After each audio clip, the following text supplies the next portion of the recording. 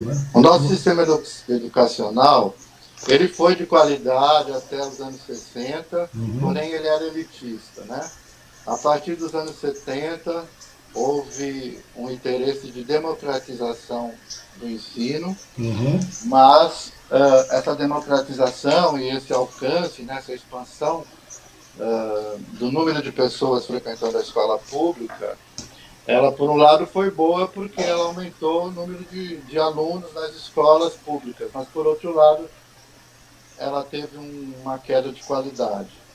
Né? Os anos 70 trabalharam muito a questão de um ensino muito rápido para formar mão de obra para o desenvolvimento que se verificou nos anos 70. Então, a intenção não era formar o cidadão, a intenção era formar pessoas de uma maneira rápida para que elas pudessem ser mão de obra daquele desenvolvimento que ocorreu durante o período militar, uhum.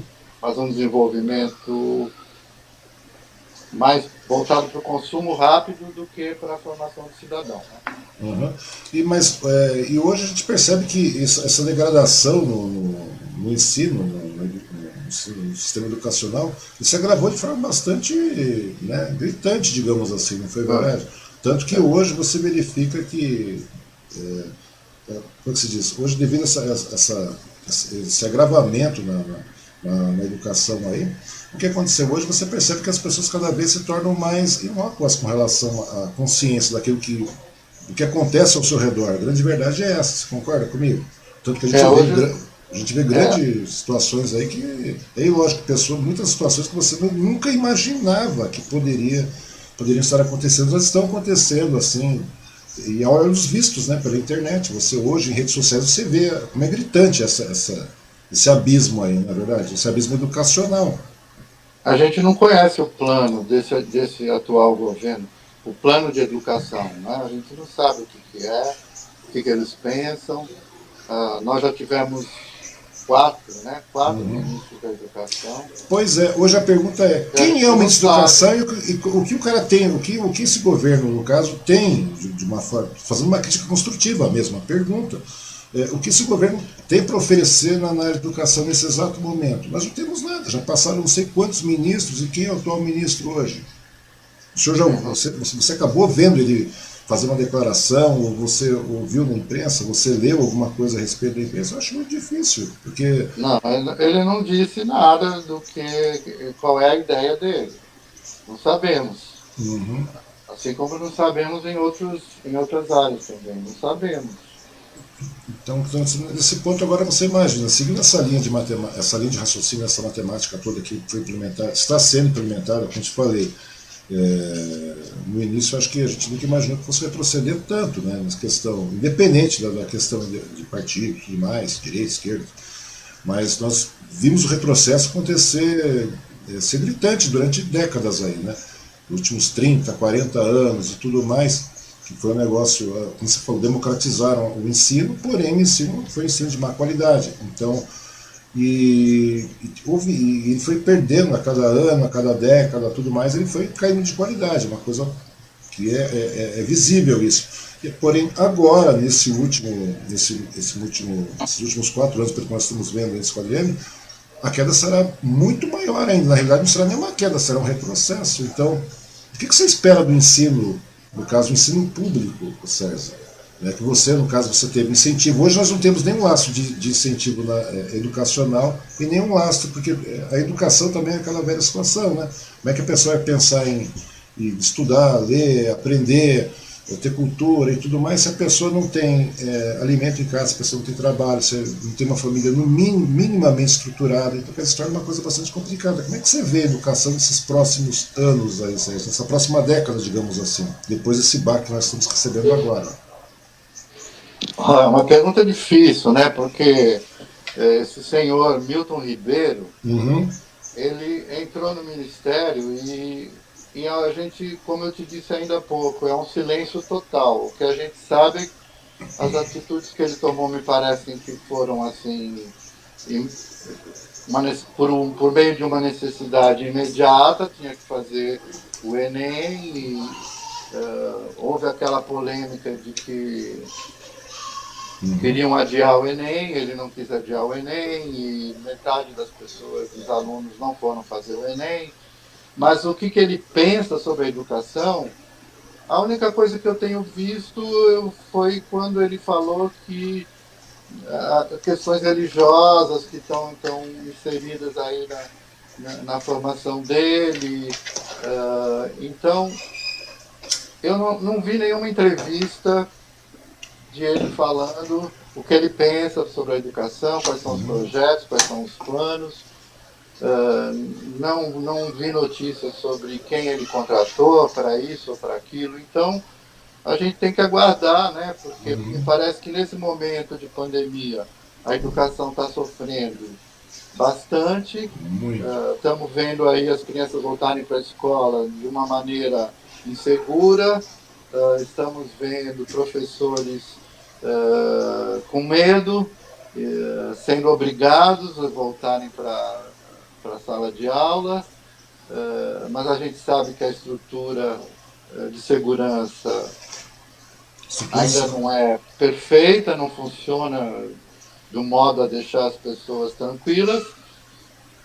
E sobre conteúdo, desde que começou a pandemia, nós não temos nada, não sabemos.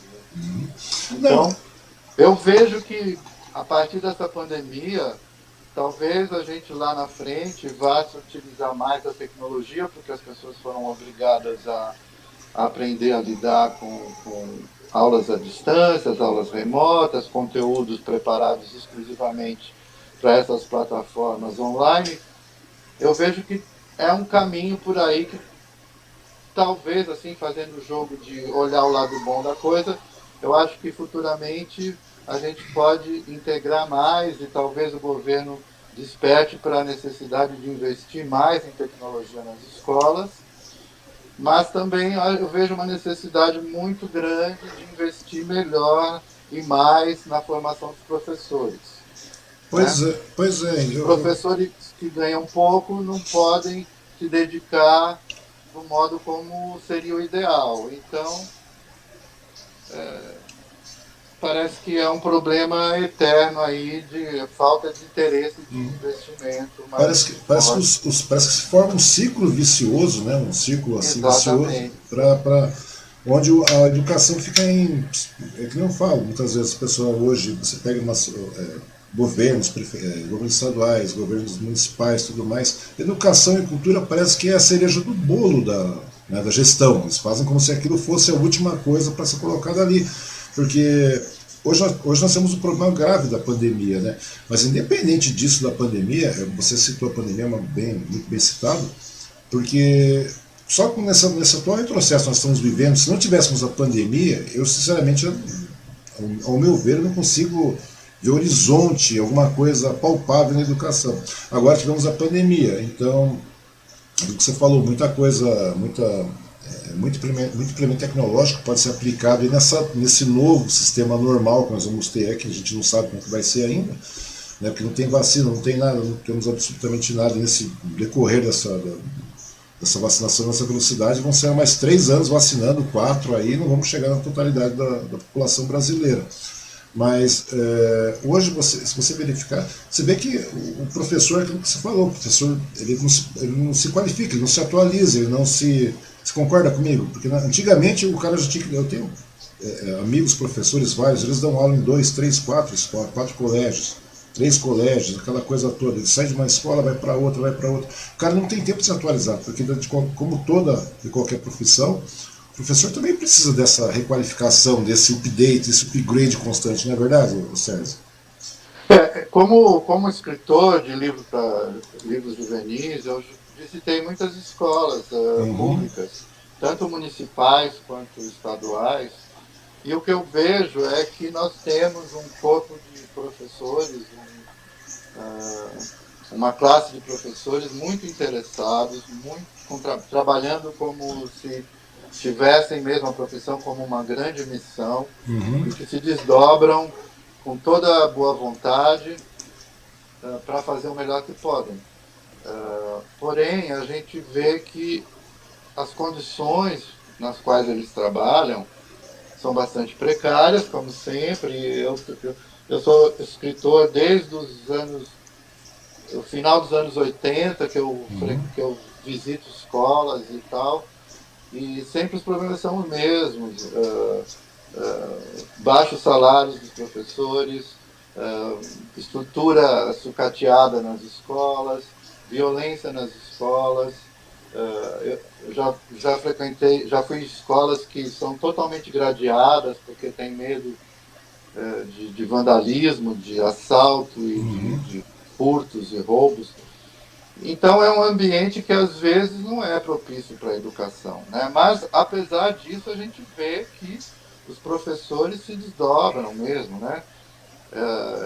Aí mesmo em Suzano, de onde você está falando, eu já fui algumas vezes na ITEC aí de Suzano e vejo o trabalho bastante amoroso, né? Eu acho que essa é a palavra. Eles têm muito amor pelo que fazem e muito amor pelos alunos, e isso a gente encontra em todo lugar.